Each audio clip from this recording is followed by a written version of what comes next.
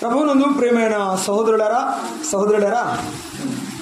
ప్రకటన గ్రంథం 3వ అధ్యాయము 8వ వచనంలో దేవుని వాక్యమును మనము చదువుకున్నాము.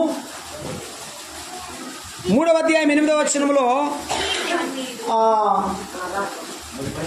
ఉన్న వచన భాగం ఏమిటంటే ఇదిగో తలుపుని ఎదుట తీసి ఉంచి ఉన్నాను, దానిని ఎవడు వేయనేరడు అని ప్రభువు చెప్పారు. ఈ యొక్క రాత్రికాల సమయంలో ఒకే ఒక మాటను మనం జ్ఞాపకం చేసుకుంటున్నాం. అదేమిటంటే తీయబడిన తలుపు.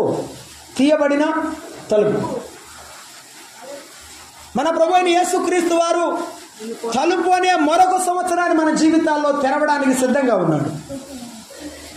కొన్ని గంటల్లో నూతన సంవత్సరం అనేటువంటి తలుపు ద్వారము గుండా మనము ప్రయాణాన్ని ప్రారంభించాలి. అయితే ఈ ప్రయాణాన్ని ప్రారంభిస్తుండగా దేవుడు మనకు నూతన సంవత్సరం అనే ద్వారాన్ని తలుపును తెరచి మనను దేవుడు ఆహ్వానిస్తున్నాడు. అయితే ఆ ద్వారము గుండా వెళ్ళుచున్న మనము ఏమి సందేశాన్ని పొందాలి? గడిచినటువంటి సంవత్సరంలో సాతానుడు మన జీవితంలో అనేక విషయాల్లో తలుపు మూసాడు. చాలాసార్లు ప్రార్థన చేసుకోవాలనుకున్నాం, కానీ వాడు ఏం చేశాడు చెప్పండి? తలుపు మూసాడు. చాలాసార్లు వాక్యం వినాలనుకున్నాం, కానీ చాలాసార్లు వాడు తలుపు మూసేశాడు, ఆటంకపరిచాడు. వాక్యం వినకుండా, సహవాసం చేయకుండా, ప్రార్థన చేయకుండా ఆపివేశాడు. ఇక నుండి ఈ తలుపు తెరవబడాలి. ఇక నుండి ఈ తలుపు దేవుని కొరకు, దేవుని నామ మహిమ కొరకు తెలిసిన తలుపు గుండా మనం వెళ్ళిపోవాలి. ఈ యొక్క 2023వ సంవత్సరంలో సాతానుడు చేసినటువంటి ఒక పని ఏమిటో తెలుసా? చదవండి యెషయా గ్రంథం 45వ అధ్యాయం 2వ వచనాన్ని చదువుతారా?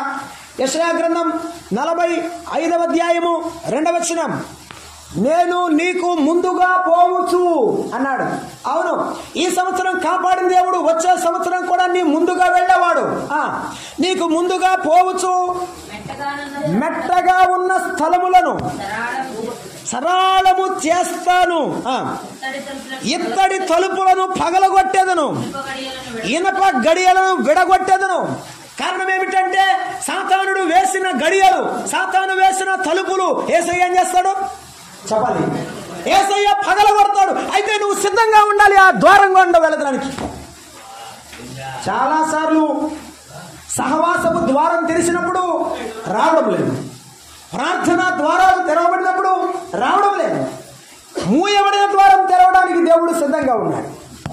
నేను ఆ తలుపులను పగలగొట్టి నీకు ద్వారం ఇస్తాను, నీకు దారినిస్తానని ప్రభువు చెప్తున్నాడు. ఇది మనం జ్ఞాపకం చేసుకుందాం. ఈ నూతన సంవత్సరంలో ప్రవేశించబోతున్న మనము కొన్ని తలుపులను గురించి బైబిల్ గ్రంథంలో ఆలోచన చేద్దాం. ఆత్మీయమైన తలుపులు ఇవి. ఒకటి మనం జ్ఞాపకం చేసుకున్నాం. అపోస్తల కార్యముల గ్రంథం 14వ అధ్యాయము 27వ వచనం. 14వ అధ్యాయము అపోస్తల కార్యముల గ్రంథము 27వ వచనాన్ని మనం జ్ఞాపకం చేసుకున్నాం. 14:27. 14వ అధ్యాయం 27వ వచనమా? వారు వచ్చి సంఘమును సమకూర్చి చేసిన కార్యములన్నీ అన్యజనులు విశ్వసించుటకు ద్వారము తెరిచిన సంగతి వివరించారు. అయితే వినండి, పౌలు మొదటి సువార్త దండయాత్ర చేస్తున్నప్పుడు ప్రభు అనేక పట్టణాల్లో విశ్వాసపు తలుపులు తెరిచాడు, విశ్వాసుల ఆ గుండెలు తెరిచాడు. అనేకుల హృదయాలు తెరవబడగా వారు దేవుని యందు విశ్వాసము ఉంచారు. అనేకుల హృదయాల తలుపులు దేవుడు తెరిచాడు. అమ్మ, ఈ రాత్రి వేళ విను. నీవు ప్రార్థన చేస్తున్నట్టుగా నీ భర్త మారు మనసు పొందాలి అంటే దేవుడే తలుపును తెరుస్తాడు. అయితే ఆ తలుపు తెరవాలన్నప్పుడు నీవు మోకాళ్ళ మీద ప్రార్థన చేయాలి.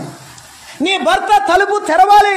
నీ భర్త యొక్క హృదయపు తలుపులు దేవుడు తెరచి ఆయన మనసు మార్చాలి, తాగుబోతు జీవితాన్ని మార్చాలి, తన యొక్క పాప జీవితాన్ని మార్చాలి. నీ కుటుంబంలో నెమ్మది సంతోషం రావాలి అంటే దేవుడు తలుపు తెరచినట్లుగా మనము ప్రభు పాదాల దగ్గర ప్రార్థించాలి.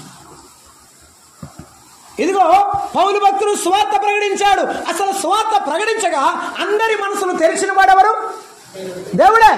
కాబట్టి మనము ఏం చేయాలి? మన పని చేయాలి. దేవుడు తన పని తాను చేస్తాడు. మనం ఎప్పుడైతే మన పని చేయడం మర్చిపోతామో దేవుడు పని చేయడు. గుర్తుంచుకుందాం. దేవుడు స్వేచ్ఛానుసారంగా ఉండేవారిని కాకుండా హృదయపూర్వకంగా తనను అంగీకరించే వారిని దేవుడు అంగీకరిస్తాడు. కనుక మనము పౌలు భక్తులు సువార్త ప్రకటించినట్టుగా మనం చూస్తున్నాం. ఆ సువార్త ప్రకటించాడు. అక్కడే చూడండి 14వ అధ్యాయము 19వ వచనం నుంచి మనం చదువుతాం. అతడు ఈకొనియలో లుస్త్రలో సువార్త ప్రకటిస్తూ ఉన్నప్పుడు 19వ వచనం 14, 19లో ఈకొనియ నుండి యూదులు వచ్చారు, పక్షముగా చేసుకున్నారు, రాళ్ళు రువ్వి చనిపోయిననుకొని పట్టణం వెలుపడి ఈడ్చుకొని వెళ్ళారు. సువార్త ప్రకటించాలనే మనసుతో ఆ యొక్క భారమైన హృదయముతో పౌలు సువార్త ప్రకటిస్తున్నాడు. వారందరూ మారాలని, వారి బ్రతుకులు మార్చబడాలని పౌలు సువార్త ప్రకటిస్తుంటే ఏం జరిగింది? పౌలుకు మేలు జరిగిందా, నష్టం జరిగిందా? చెప్పండి. నీవు నీ భర్త మారు మనసు కొరకు, బిడ్డల మారు మనసు కొరకు ప్రార్థన చేస్తుంటే నీకేం జరుగుతుంది? వాళ్ళు మారలేదు కాబట్టి ఈ పిచ్చిది ఎప్పుడు మారద్దో ఏమో అనుకుంటారు. వాళ్ళు ఎప్పుడు మారతారో నువ్వు అనుకుంటావు. అవసరమైతే ప్రార్థన చేసే నిన్ను కూడా ఆటంకపరిచేవారుగా ఉంటారు. వారు మారాలని నీవు ప్రార్థన చేస్తుంటే, నీవు పరిచర్య చేస్తుంటే, నీవు పని చేస్తూ ఉంటే వారు మారకపోగా నీకు శ్రమను తోడు చేస్తారు. లోకములో ఉన్నవారు అటువంటి వారే. అలాగైతే మనం విశ్వాసాన్ని విడిచిపెట్టకూడదు. మన విశ్వాసపు తలుపును జాగ్రత్తగా కాపాడుకోవాలి. మనం ప్రభువు సన్నిధిలో విశ్వాసముగా అలాగూ పరిచర్య. పౌలు చనిపోయాడని విడిచిపెట్టారు, కానీ పరిచర్య విడిచిపెట్టాడా? సువార్తను ప్రకటించడం విడిచిపెట్టాడా? విశ్వాసాన్ని విడిచిపెట్టాడా? ఏమండి, కష్టాలు కలిగినాయి అని, బాధలు కలిగిన యేసయ్యను విడిచిపెట్టాడా? విడిచిపెట్టలేదు. మనం కూడా యేసయ్యను మన విశ్వాసపు తలుపు జాగ్రత్త. మన విశ్వాసాన్ని మనం ఎప్పుడు విడిచిపెట్టకూడదు. అలాగ విడిచిపెట్టకపోతే అనేకుల హృదయాలను దేవుడు ఏం చేస్తాడు? తెరుస్తాడు. మన స్థానిక సంఘము చేయవలసిన కార్యమదే. స్థానిక సంఘము చేయవలసిన కార్యమదే. నీవు నీ ఇంటి వారి హృదయాలు తెరవబడడానికి నీవు కూడా సువార్త ప్రకటించాలి. అది కష్టమైన నష్టం. వారు విన్నా వినకపోయినా సువార్త ప్రకటించాలి. ప్రభువును బట్టి ఇటీవల చీరాల కొత్తపేటలో సువార్త ప్రకటిస్తూ ఉంటే 10 కుటుంబాలు యేసు ప్రభువును నమ్ముకున్నారు. ప్రభు చిత్తమైతే క్రొత్త సంవత్సరంలో ఆరాధన ప్రారంభించవచ్చు. మనం ఎందుకు బలపరచబడలేకపోతున్నాం? ఎందుకు మనము సువార్తను విస్తరింపజేయలేకపోతున్నాం అంటే మోకాళ్ళ మీద ప్రార్థన చేయడం లేదు, సువార్త ప్రకటించడం లేదు. ఎప్పుడు వీధి సువార్త మొదలు పెడతావు? వారో వీరో రారు, నీవే రావాలి. నీవే మొదలు పెట్టాలి. ఒక అడుగుగా సువార్తగా ప్రారంభం చేస్తే ప్రతి అడుగును దేవుడిస్తాడు. నీవు అడుగు పెట్టు ప్రతి స్థలమును, చెప్పండమ్మా, ముగించండి. నీ స్థలమును, ప్రతి అడుగు పెట్టు ప్రతి స్థలమును నేను నీకు ఇస్తాను. అలాగైతే నీవు అడుగు పెట్టి సువార్త ప్రకటిస్తే దేవుడు నీకు ఇస్తాడు. ఈ రాత్రి వేళ నీ కుటుంబంలో ఉన్న నీ బిడ్డలు, నీ భర్త, నీ కుటుంబంలో ఉన్న ప్రతి ఒక్కరు కూడా మారు మనసు పొందాలి అంటే నీవు విశ్వాసాన్ని విడిచిపెట్టకూడదు. నువ్వే ప్రార్థన మానేస్తే వాళ్ళు ఏం ప్రార్థనకు వస్తారు? నువ్వే బైబిల్ చదవడం మానేస్తే వారేం ప్రార్థనకు వస్తారు? నువ్వే ఆరాధన మానేస్తే అసలు యేసు ప్రభు మీద వారికేం విశ్వాసం కలుగుతుంది? కాబట్టి విశ్వాసపు తలుపు జాగ్రత్త. విశ్వాసుల జీవితంలో విశ్వాసము కరువయ్యే రోజుల్లో మనం బ్రతుకుతున్నాం. కాబట్టి మన విశ్వాసాన్ని కాపాడుకుందాం. యేసుక్రీస్తు ప్రభు సన్నిధిలో మన తలుపులు మనం జాగ్రత్తగా కాపాడుకుందాం. ఇది విశ్వాసపు తలుపు. రెండవ ఒక మాటను మనం జ్ఞాపకం చూస్తున్నాం. చూడండి దేవుని వాక్యంలో 12వ అధ్యాయం అపోస్తల కార్యముల గ్రంథం ఒక పేజీ తిప్పండి, 16వ వచనం. అక్కడ పేతురు భక్తుడు చెరసాల్లో వేయబడ్డాడు. సంఘమంతా కూడా అత్యాసక్తితో మందిరములో ప్రార్థన చేస్తున్నారు. చదువుతారా? 12:16. పేతురు ఇంకను తట్టుచున్నందున వారు తలుపు తీసి అతనిని చూసి విభ్రాంతి నొందిరి అన్నారు. విశ్వాసముతో ప్రార్థన చేయుచు ఉండగా, వారు ప్రార్థన చేయుచుండగా దేవుడు ఆ చెరసాల తలుపులు, చెప్పండి, చెరసాల తలుపులు తెరిచాడు. తన దూతను పంపి తన యొక్క దాసుని మరలా తీసుకుని వచ్చాడు. ఈ తలుపులు తెరిచే లోపల వాళ్ళకు ఒక ఆశ్చర్యం. ఎవరున్నారు ఎదురుగా? ఎవరి కోసం ప్రార్థన చేస్తున్నారో ఆ పేతురు వారి ఎదుటిగా, చెప్పండి, వారి ఎదుటిగా నిలబడి ఉన్నాడు. అలాగే గుర్తు తీసుకుందాం, మనం ఎప్పుడైతే మన తలుపులు, గది తలుపులు మూసి, ఏంటి మత్తయి సువార్త 6వ అధ్యాయంలో నీవు ప్రార్థన చేయనప్పుడు నీ గదిలోనికి వెళ్ళి నీవు తలుపు వేసి రహస్యమందున చూచు నీ తండ్రికి ప్రార్థన చేయి. అప్పుడే దేవుడు మనసులు, హృదయాలు కదిలిస్తాడు. నీ హృదయం కదలకుండా ఎవరిని కదిలించలేవు. నీ హృదయం మారకుండా ఎవరిని నీవు మార్చలేవు. నీవు మోకాళ్ళ మీద ఏడవకుండా ఎవరిని కూడా తమ జీవితాలను మార్చలేవు. వారు కన్నీటితో ప్రార్థన చేస్తున్నారు. అయ్యా థ్యాంక్ యూ. కన్నీటితో ప్రార్థన చేస్తున్నారు. మనమేం చేయాలి? మనమేం చేయాలి? ఏ తాగుడు అనే బానిసత్వపు సంఖ్యలలో ఉన్నాడో సంఖ్యలు విడిపించబడ్డానికి ప్రార్థన చేయాలి. దైవదాసుడైన పేతురు యొక్క విడుదల కొరకు వారు ప్రార్థన చేస్తున్నారు. విషయం ఏంటంటే తలుపులు తీసిన వాళ్ళకు కూడా నమ్మకం లేదు. అర్థమైందా? తలుపులు తీసి వాళ్ళు ఆశ్చర్యపోయారంట. అమ్మ ఈ రోజు అనే చిన్నది కేకలేస్తుంది, వచ్చాడు పేతురు గారని మాకేమో అర్థం కాలేదు అనుకున్నారు. కొంతమంది ప్రార్థన చేస్తారు కానీ నమ్మకం లేకుండానే ప్రార్థన చేస్తారు. ఒక మాట చెప్తాను, ఇంటి దగ్గర అందరు కూడా అమ్మ ఈరోజు ఉపవాస ప్రార్థన పెట్టుకుందాం అన్నాడు. ఎందుకంటే అమ్మ పంట వేసాం, అందరూ ఎండిపోతుంది. మనం అందరం కూడా ఉపవాస ప్రార్థన పెట్టుకుందామని సాటించారు. అందరూ ఉపవాస ప్రార్థనకు బైబిల్ తీసుకుని గబగబా వెళ్తున్నారు. ఒక బుట్ట పిల్ల అంట బైబిల్ తీసుకుందట. ఏం తీసుకుంది? బైబిల్తో పాటు గొడుగు తీసుకుందట. పిచ్చిదిరా, గొడుగు తీసుకుందేంది ఆయన అడిగారట. అంటే ఆ చిన్నపిల్ల అందంట, మనం ఏమని ప్రార్థన చేస్తున్నాం? వర్షం కావాలని ప్రార్థన చేస్తున్నాం. ఇప్పుడు మనం వెళ్ళి ప్రార్థన చేస్తాం, వర్షం విపరీతంగా వస్తే గొడుగు కావాలి, అందుకే గొడుగు తీసుకెళ్తున్నాను అందట. అందుకే ప్రభు అన్నాడు, మీరు ప్రార్థన చేయనప్పుడు పొంది ఉన్నామని నమ్మండి, అప్పుడు నేను అద్భుతం చేస్తాను. యేసయ్య నాకు ఇస్తాడు. యేసయ్య ఈ పరిస్థితుల్లో దేవుడు నన్ను పైకి తీస్తాడు. నీ నమ్మకమే నీ విజయం. దేవుని మీద నీకున్న విశ్వాసమే నీ జీవితానికి మంచి పునాది. అయితే ప్రార్థన తలుపు నీకు ఉండాలి. ఆ ప్రార్థనలో విశ్వాసం నీవు జత చేయాలని దేవుని వాక్యంలో మనం చూస్తున్నాం. మరొక విషయం, పాత నిబంధన గ్రంథంలో దానియేలు గ్రంథం 6వ అధ్యాయం 10వ వచనంలో దానియేలు ఏం చేశాడు? తన యొక్క ఇంటి తలుపులు, కిటికీలు ఉన్నాయి కదా, ఆ కిటికీలు తెరచి యథాప్రకారము అనుదినము ముమ్మారు మోకాళ్ళుని తన ఇంటి పైగది కిటికీలు యెరూషలేము తొట్టునకు తెరవబడి ఉన్నాయి. అవి తెరవబడి ఉండడం అంటే ఆయనే తెరిచాడు. ఆయనను స్తుతించుచు వచ్చాను. దేవుడు ద్వారాలు తెరవాలంటే తన కిటికీలు తెరచి ప్రార్థన చేశాడు దానియేలు.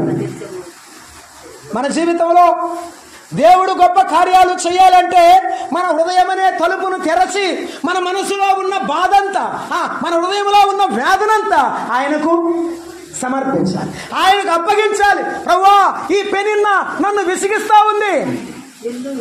ప్రభువా, ఇదిగో నేను పిల్లలు లేని దానిని ఎంతో వేదనకు గురి చేస్తా ఉంది. అపహాస్యం, సూడిపోటి మాటలు నేను భరించలేకపోతున్నాను. నేను ఆ యొక్క తోడి కోడలతో తగాదా ఆడలేను. నీవే నాకు సహాయం చేయి ప్రభు అని కన్నీటితో తన హృదయం అనే తలుపును తెరచి ఏడుస్తావు, ప్రార్థన చేస్తావు. నీవు కూడా నీ హృదయం అనే తలుపు తెరచి కన్నీరు కారుస్తూ ప్రార్థన చేస్తే నీ కుటుంబాన్ని దేవుడు మార్చేస్తాడు. ఈ పాత సంవత్సరంలో మూసివేయబడిన ప్రార్థన తలుపు తెరవబడాలి. మూసివేయబడిన ప్రార్థన తలుపు తెరవబడాలి. అది దేవుడు కోరుకొనుచున్నాడు. మొదటిది విశ్వాసపు తలుపు. మనము దేవుని పని చేద్దాం, దేవుడు అందరి హృదయాలు తెరుస్తాడు. 2, ప్రార్థనా తలుపు. దేవుడు ప్రార్థన చేయడం ద్వారా అద్భుతంగా గొప్ప కార్యాలు జరిగిస్తాడు. అద్భుత కార్యాలు అనే తలుపును ఆయన తెరిచేవాడుగా ఉన్నాడు. 3వ మాట చదువుకుంటున్నాం చూడండి. ప్రకటన గ్రంథం 3వ అధ్యాయం 20వ వచనం. 3:20 చదువుతారా? ప్రకటన గ్రంథం 3వ అధ్యాయం 20వ వచనం. ఇదిగో నేను తలుపు నద్ద నుండి నిలుచుండి తట్టుచున్నాను. ఎవడైనను నా స్వరము విని తలుపు తీసిన ఎడల నేను అతని యొద్దకు వచ్చి అతనితో నేను నాతో కూడా అతడును. విన్నారా ఆ మాట? ఆఖరి మాట పట్టుకుందాం. ఏంటి? నేను అతని యొద్దకు వచ్చి నాతో కూడా అతడు భోజనము చేయుదుము, నేను అతనితో కూడా భోజనము చేయుదును. ఇది సహవాసానికి గుర్తు. ఏంటి? సహవాసానికి గుర్తు. దేవుడు మనతో ఏమవ్వాలనుకున్నాడంటే సహవాసం చేయాలనుకుంటున్నాడు. ఏం చేయాలనుకుంటున్నాడు? సహవాసం చేయాలనుకుంటున్నాడు. ఇదిగో ఇక్కడున్నటువంటి సంఘముతో కూడా దేవుడు ఆ సహవాసం చేయాలనుకుంటున్నాడు. ఈ లవదీకయ సంఘములో నులివెచ్చని జీవితం ఉన్నది. చల్లగా లేదు, వెచ్చగా లేదు, నులివెచ్చగా ఉన్నది. దేవుడు యేసుక్రీస్తు ప్రభువు నా రక్షకుడు అని చెబుతున్నది. కానీ దీని తలుపులు ఏమైనాయి అంట? మూసేసి ఉంటే యేసు ప్రభు లోపలికి రావడం లేదు.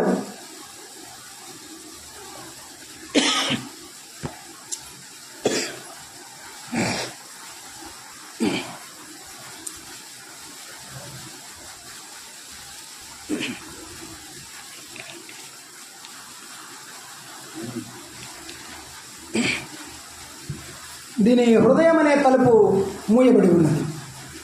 లవదీకయ సంఘం యొక్క తలుపు మూయబడి ఉంది. ఈవేళ యేసు ప్రభు ఇలాగంటున్నాడు, హృదయమనెడు తలుపు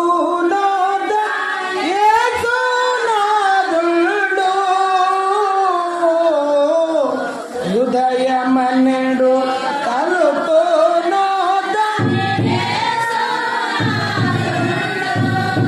నిలచి సదయుడగుచు కాటుచుండా సకల విధములను నిలచి సదయుడగుచు కాటుచుండా సకల విధములను.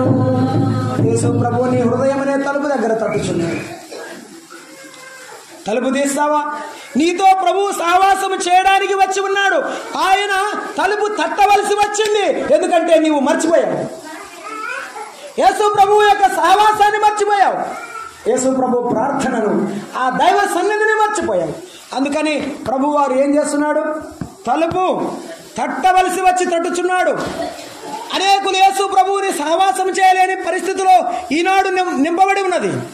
ఈ సంవత్సరమైన కనీసం ఈ సంవత్సరమైన యేసయ్యను నమ్ముకో. ఈ సంవత్సరమైన యేసయ్యకు నీ మనసులో స్థానమియ్యి. ఎంతకాలం లోకానికి, లోకములో ఉన్న పాపానికి, లోకములో ఉన్న ఆశలకు, లోకములో ఉన్నటువంటి ప్రతి విధమైన దుష్టత్వానికి స్థానం ఇస్తావు? కొంతమందికి సినిమాలకు స్థానం ఉంది. ఏముంది? సినిమాలు. కొంతమందికి సీరియాలకు స్థానం ఉంది. కొంతమందికి ఏమంటారు, చతురోక్తులకు, చలోక్తులకు స్థానం ఉన్నది.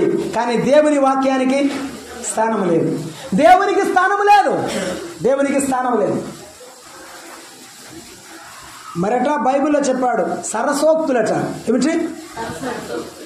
అవి మాట్లాడేటప్పుడు కూడా ఆనందంగా సమ్మతిస్తారట. దానికి కూడా స్థానం ఉంది. కానీ ఎవరికి లేదు?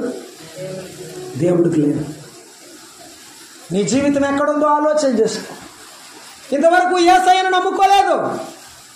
ఏమ్మా యేసయ్యను నమ్ముకోవడం అంటే, యేసయ్య నాకు బాగా తెలుసు, యేసుప్రభు అంటే నాకు భక్తి ఉంది, యేసుప్రభు అంటే నేను చాలా కానుకిస్తాను, అవసరమైతే పలారం వేస్తాను, ప్రార్థన కూడా వస్తాను అనుకుంటున్నావేమో. కాదు. అది కాదు. నీ మనసులోనికి, అయ్యా నా జీవితంలో జరిగినంత జరిగిపోయింది, ఇక నుండి నేను ఏ పొరపాటు, తప్పిదము, పాపము చెయ్యను, నీ బిడ్డగా బ్రతుకుతానయ్యా అనడమే మారు మనసు. అదే నీ హృదయపు తలుపు తెరవడానికి నిదర్శనం, తార్కాణం. నువ్వు అలా చేయకపోతే మారు మనసు పొందనట్టే. ఎంత నాళ్ళు ప్రార్థనకు వచ్చినప్పటికి కూడా మారు మనసు పొందనట్టే. నీ మనసులో ఇంకా పాపం ఉంది, అయితే నువ్వు మారు మనసు పొందలేదు. ఇంకా నీకు చెడు ఆలోచనలు ఉన్నాయి, చెడు దృష్టి ఉంది, చెడు చూపు ఉంది, చెడు నడక ఉంది. ఎవరు చూడడం లేదే, ఎవరికి తెలియదులే అనుకుంటున్నావేమో. దేవుడు ఏదో ఒక రోజు నిన్ను నిలదీస్తాడు. ఈ లవొదికయ సంఘాన్ని కూడా ఏమంటున్నాడు? నిలదీస్తున్నాడు. తలుపు తట్టుచున్నాను, తలుపు తీస్తావా? తెలియకపోతే ఏం చేస్తాడట? ప్రకటన గ్రంథం 3వ అధ్యాయము మనం చదువుకున్న భాగంలోకి వెళ్దాం. 3వ అధ్యాయంలో ఏమన్నాడు? ఒకవేళ రాకపోతే ఏం చేస్తాడట? నేను వస్తాను. 21 వచనం, నేను జయించి నాతో నా తండ్రితో కూడా ఆయన సింహాసనం ముందు కూర్చుండి ఉన్న ప్రకారము జయించువాని నాతో కూడా నా సింహాసనం మీద జయించే దేవుని సింహాసనం మీద కూర్చుంటావు. జయించకపోతే ఆ మాట రాయలేదు కదా బ్రదర్ అంటావా? అంటే ఆ సింహాసనం మీద నీకు స్థానం లేదు, స్థానం లేదు. ఆయన బిడ్డ అనిపించుకోవడానికి అంత స్థాయిగా లేదు. ఎప్పుడు తప్పటడుగులేనా? ఎప్పుడు ఆ పాపపు బుద్ధులేనా? ఆలోచనేనా? మారని జీవితం ఉన్నదా? అలాగైతే దేవుని సహవాసం కొరకు నీవు తృష్ణపడాలి. 42వ కీర్తనలో కోరవ కుమారులు అన్నాడు, నా దేవుని మందిరమునకు నేను ఎప్పుడు వచ్చేదను, నా దేవుని మందిరమునకు నేను ఎప్పుడు వచ్చేదను. దుప్పి నీటి వాగుల కొరకు ఆశపడను. దేవా, నా ప్రాణము నీ కొరకు. దేని కొరకు ఆశపడుతుంది? ఏది కొరకు ఆశపడుతుంది? చెప్పడము. తృష్ణ కొరుచున్నది. కొత్త సంవత్సరం పండగ రోజు, మొదటి ఆదివారం రోజు ఆరాధన కార్యక్రమం అందించడానికి ఉయ్యూరి మానవులు గారు సంచి దగ్గరించుకొని గబగబగబం పరిగెత్తుతున్నాడు. లేట్ అయింది, అయ్యో ట్రైన్ లేట్ అయింది, ఆరాధన మిస్ అయిపోతుంది ఎట్లా అని గబగబ పరిగెత్తుంటే ఒక అక్క ఎదురు వచ్చిందంట. అమ్మా, ఏమమ్మా ఇటు వచ్చావు, ఎందుకు ఇంత హడావుడిగా ఉన్న, ఆరాధన సమయం పోలేదేమి అని అడిగాడట. అంటాను, అయ్యో అన్నయ్య కొత్త సినిమా వచ్చిందని పోతున్నాను అన్నయ్య అందంట. వాక్యం చెప్పడానికి వెళ్ళినప్పుడు అంటదంట, అయ్యగారు ఈ రోజు భలే దంచి పెట్టావు అంటదంట. బాగా చెప్పావు అయ్యగారు అంటదంట. కానీ సినిమాకు పోతుంది. దేని మీద నీకు ఆశ? కొత్త సినిమా మీద, యేసు ప్రభు దేవుని వాక్యం మీద. నాకు లోకములో పాపానికి నేను గుడ్డివాడను, పాపానికి నేను చెవిడిదారును, పాపానికి నేను మూగవాడును, నాకేమక్కర్లేదు, ఆ మాటలు అక్కర్లేదు, ఆ చెడు చూపులు అక్కర్లేదు అని నీవు కోరుకుంటే దేవుడి నీ మనసును పవిత్రపరుస్తాడు. అంతే. లోకములో ఉన్న ప్రతి మనిషి పాపాన్ని ఇష్టపడి దేవునికి దూరంగా వెళ్తున్నాడు. తనకు తెలుసు దేవుని దగ్గరకు వస్తే ఇదంతా చెప్పండి విడిచిపెట్టాలి. యేసయ్య అడుగుతున్నాడు, ఇప్పుడైనా నువ్వు మారితే నేను నీ దగ్గరకు వస్తా. ఈ 2022వ సంవత్సరంలో 23వ సంవత్సరంలో ప్రభు ముగిస్తున్నాడు. ఈ గడియలో 24లోనికి ప్రవేశిస్తావు. ప్రవేశించే ముందైనా యేసయ్యను చేర్చుకో. యేసయ్యతో ఆనందంగా బ్రతుకుతావు. నీ జీవితాన్ని దేవుడు గొప్పగా మార్చివేస్తాడు. 1 విశ్వాసపు తలుపు ప్రభువు తెరచువాడు, మనము పని చేయాలి. 2 ప్రార్థనా తలుపు తెరవబడాలి అంటే మనము మోకాళ్ళ మీద ప్రార్థన చేయాలి. 3 మనం చూసాము, ప్రభువు తట్టుచుండగా దేవుని సహవాసం చేయడానికి మన హృదయం అనే తలుపు తెరవాలి. లేకపోతే దేవుడు మనతో సహవాసం చెయ్యడు. 4వ మాట మనం చదువుకుందాం. చూడండి, 4వ మాట మనం చదువుకుంటున్నాం. యోహాను సువార్త 10వ అధ్యాయము 9వ వచనం. యోహాను సువార్త 10వ అధ్యాయము 9వ వచనాన్ని దేవుని వాక్యంలో మనం చదువుకుంటున్నాం. 10:9 నేనే అని ఆయన అంటున్నాడు. 10వ అధ్యాయంలో 10వ అధ్యాయం 9వ వచనం, నేనే ద్వారమును, నా ద్వారా ఎవడైనను లోపల ప్రవేశించిన యెడల వాడు రక్షింపబడిన వాడు, లోపలికి పోవచ్చు బయటికి వచ్చుచు మేత మేయుచుండును అన్నాడు. నేనే ద్వారమును, నేనే తలుపును, నేనే ద్వారాన్ని, నా ద్వారా తప్ప ఎవడును తండ్రి వద్దకు రాలేడు అని 3:16 యోహాను సువార్తలో చెప్పాడు. నేనే ద్వారమును, ఇది రక్షణ అనే తలుపు. ఎవరైనా పరలోకం చేరాలి అంటే మారు మనసు పొందిన వారు యేసు ప్రభు దగ్గరకు మాత్రమే రావాలి. మనము చాలాసార్లు గుర్తుంచుకున్నాం, ఇస్కరియోతు యూద 30 వెండి నాణ్యాలకు యేసయ్యను అప్పగించాడు, అమ్మివేశాడు. పశ్చాత్తాపడి ఆ 30 వెండి నాణ్యాలు దేవాలయంలో విసిరి పారవేశాడు. కానీ ఏడుస్తూ యేసయ్య దగ్గరకు రాలేదు. నీవు ఎంత పశ్చాత్తాపడినా, నీ పాపాల కొరకు, నీ తప్పుల కొరకు ఎంత దుఃఖపడినా యేసయ్య దగ్గరకు నీవు రావాలి. ఆయనే రక్షణ అనే ద్వారం. ఆయనకు వస్తే నీ జీవితాన్ని యేసయ్య మార్చివేస్తాడు. వాడు దేవాలయంలోనికి వచ్చుచు పోవుచు అన్నాడు. దేవాలయంలోనికి వచ్చినప్పుడు మేత మేస్తాడంట, దేవుని వాక్యం వింటాడు, మరలా లోకంలోకి వెళ్ళి బలంగా పనిచేస్తాడు. గొర్రె ఎలాగొచ్చే ఆ గొర్రెల దొడ్డిలోనికి వచ్చి విశ్రాంతి తీసుకొని మరలా ప్రపంచంలోనికి వెళుతుందో, ఆ రీతిగా ప్రతి ఆదివారం, ప్రతి కూడికలో దేవుని నమ్ముకున్న పిల్లలు ఆయన సన్నిధిలో నెమ్మదిని, విశ్రాంతిని పొంది, బలం పొంది లోకంలోనికి వెళ్ళాలి. అందుకని నీవు సహవాస కూడికలకు రావాలి. ఈ గొర్రె ఆదివారం వస్తుంది, ఒక్కొక్క గొర్రె సంవత్సరానికి ఒకసారి వస్తుంది. ఇక ఈ గొర్రెకి ఏం బలం ఉంటుంది? కాబట్టి దేవుని నమ్ముకున్న మనం ఎల్లప్పుడూ దేవునితో సహవాసాన్ని కలిగి ఉండాలి. రక్షణ అనే తలుపు ఎవరంటే ఆ యేసు ప్రభువారే ద్వారం. ఆయన తప్ప వేరే మార్గమే లేదు. ఎందుకంటే మన శరీరము ద్వారా మనము పరలోకములో ప్రవేశించలేం. దేవుడు ఆత్మస్వరూపి, అగ్నిస్వరూపి, శరీరముతో ప్రవేశించడం అసంభవం. కాబట్టి ఈ శరీరాన్ని, ఈ మట్టి దేహాన్ని మహిమదేహముగా మార్చేవాడు ఆయనే. ఆయన మార్చేవాడు కనుక యేసయ్య దగ్గరకు మనము రావాలి. అలాగ వచ్చినప్పుడు దేవుడు ఈ జీవితాన్ని మార్చివేస్తాడు. నీ పాపాన్ని కడుగుతాడు, నీ మట్టి దేహమును తొలగించి మహిమదేహం ఇచ్చి తన రాజ్యమందు చేరుస్తాడు. అవును ప్రేమని మిత్రులారా, యేసు ప్రభు అనే ద్వారమునద్దకు వచ్చావా? ఇంతవరకు ఆయన ద్వారమునద్దకు నీవు రాలేదా? ఆయన ద్వారమునద్దకు నీవు వస్తే యేసుక్రీస్తు ప్రభువారు ఇదిగో ఆయన మందిరములో ప్రవేశం, నూతన సంవత్సరములో క్రొత్త మనస్సు, క్రొత్త జీవితం యేసయ్య ఇస్తాడు. కొరింథీ పత్రికలో పౌలు భక్తుడు చెప్పాడు, ఎవడైనను క్రీస్తు నందు ఉన్నాడెలా వాడు నూతన. క్రొత్త సంవత్సరం రావడం కాదు, అప్పుడే సంతోషం కాదు, నీ జీవితంలో మారినప్పుడే సంతోషం, నీ జీవితంలో నూతనమైన మనసు వచ్చినప్పుడే సంతోషం. ఇక నుండి నేను ఆ జోలికి వెళ్ళను, ఇక నుండి నేను ఆ ఆలోచన చెయ్యను అనే మనసును కలిగి ఉండడమే మార్పు చెందిన క్రొత్త జీవితం. నీ జీవితంలో క్రొత్త సంవత్సరానికి తో పాటుగా క్రొత్త జీవితం కావాలా? అలాగైతే యేసయ్యను నమ్మండి, యేసు ప్రభువును చేర్చుకోండి, యేసు ప్రభు అనే ద్వారమునొద్దకు రండి. కౌరవ కుమారులు అన్నారు, ప్రభువా నీ ద్వారమునొద్ద నించుండి నీ జ్ఞానవచనములు వినుచుట మాకు ఆశీర్వాదం. ఆయన ద్వారము దగ్గర ఉండి ఆయన మాటలు వినడం ఆశీర్వాదంగా ఎంచుకున్నారు. ఆయన మాటలు ఎంచుకున్నారు కాబట్టి మనము యేసు ప్రభువు దగ్గర నిలబడి ఆయన మాటలు ఆలకించాలి.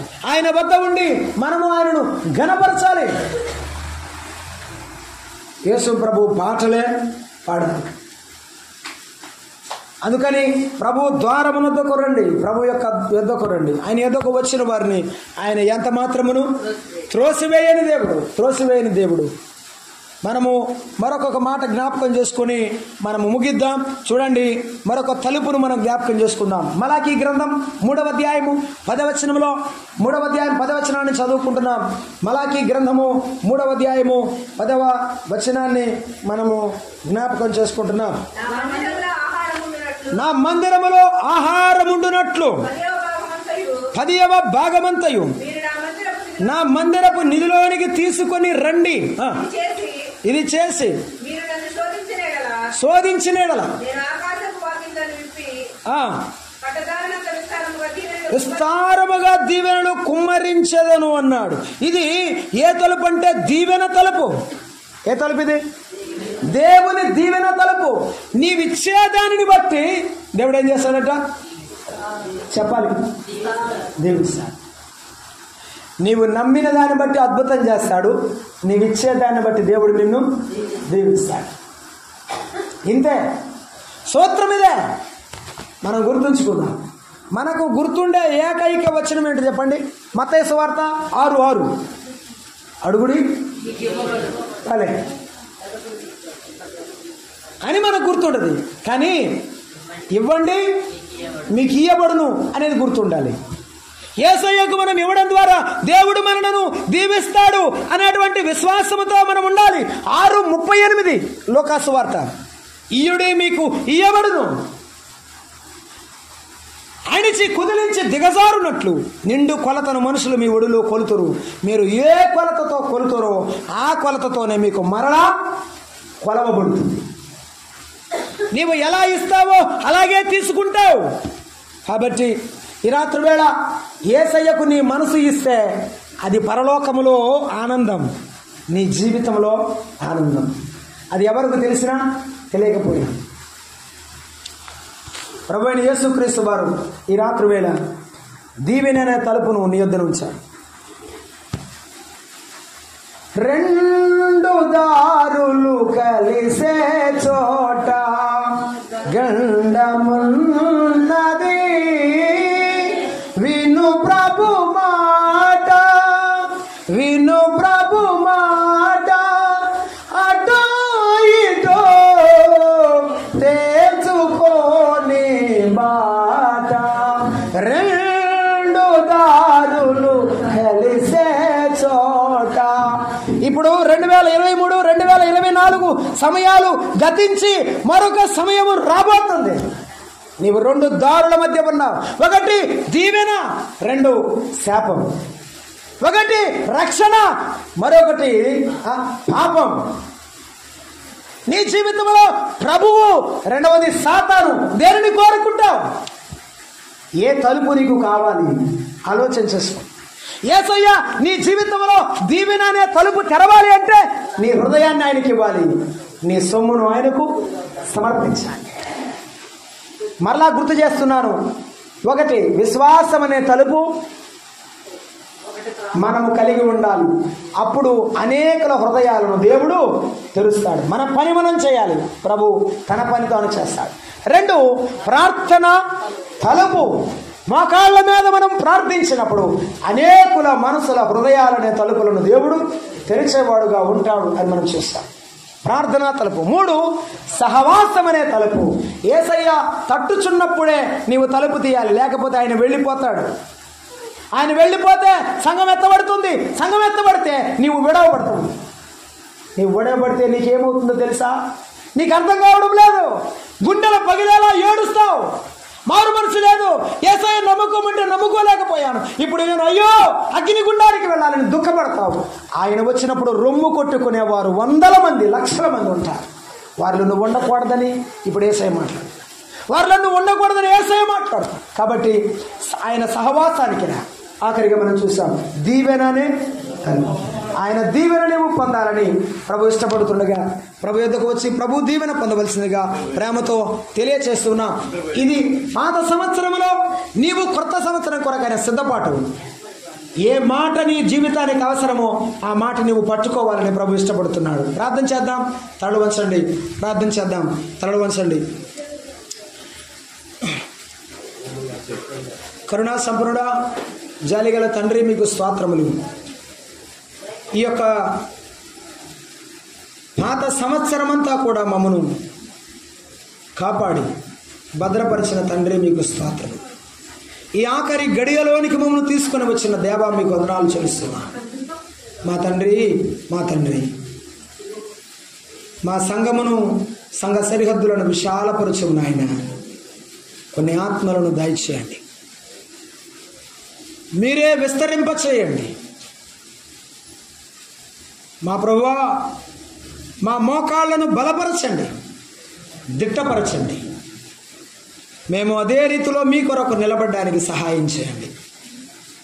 ఇంతకాలము కాపాడి సాతాను బంధకములను విడగొట్టి మీ సన్నిధిలో మమ్మను నిరాటంకంగా తీసుకొచ్చినందుకు స్తోత్రములు. నూతన సంవత్సరంలో కొత్త కొత్త ద్వారాలను తెరవండి. మా ఆధ్యాత్మిక జీవితంలో మరెక్కువైనటువంటి గొప్ప అనుభూతులు, అనుభవాలు, అద్భుతమైన మీ కార్యాలు మేము చూడగలుగుటకు సహాయం చేయండి. మా ప్రభువా, మా ప్రియుల కుటుంబాల్లో ప్రతి బిడ్డకు మారు మనసు దయచేయండి. ప్రభువా, ఏ ఏ బంధకాల్లో ఉన్నారో వారిని విడిపించండి. మీ ఎదుట తమ హృదయాలు సమర్పించుకొని మీ రాజ్య వారసులకు దీవించమని ఈ మనవులన్నీ మా ప్రభువైన యేసుక్రీస్తు నామము పేరట వేడుకొని ప్రార్థన చేస్తున్నాము తండ్రి. ఆమేన్. అందరికీ వందనాలు. ప్రియమైనటువంటి